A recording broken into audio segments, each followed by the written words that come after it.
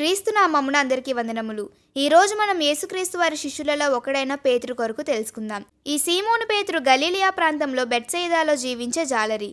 ఇతని తండ్రి పేరు యోహాను. తన తమ్ముడైన ఆంద్రేయ ద్వారా ఇతను క్రీస్తును కనుగొన్నాడు. క్రీస్తు పేతురుని చూచి, నీవు కేఫా అనబడుదువని చెప్పెను. కేఫా అను మాటకు రాయి అని అర్థం. ఈ బండ మీద నా సంఘమును కట్టుదనని క్రీస్తు పేతురుతో సెలవిస్తాడు.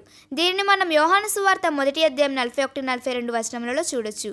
ఇతను 1-2 పేతురు పత్రికలు వ్రాసాడని వేదాంత పండితులు నమ్ముతారు. అపోస్తలుల జాబితా ప్రతి దానిలో ఇతని పేరు మొదట వ్రాయబడింది. ఈ పేతురు యేసుక్రీస్తును దేవుని కుమారుడైన క్రీస్తు అని గుర్తించాడు.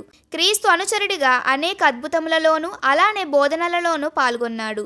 క్రీస్తు రూపాంతరం చెందినప్పుడు మరియు గెత్సెమనే తోటలో దుఃఖపడినప్పుడు ఈ పేతురు ఉన్నాడని మనం బైబిల్లో చూడొచ్చు.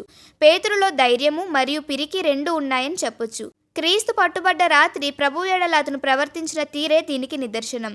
నీటిపైన క్రీస్తు సహాయంతో నడిచినప్పటికీ కూడా అల్ప విశ్వాసంతో గాలికి భయపడి నీటి మునిగిపోయినది ఇతనే.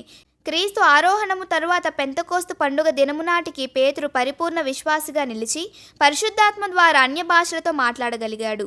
దీనిని మనం అపోస్తల కార్యములు 2వ అధ్యాయంలో చూడొచ్చు.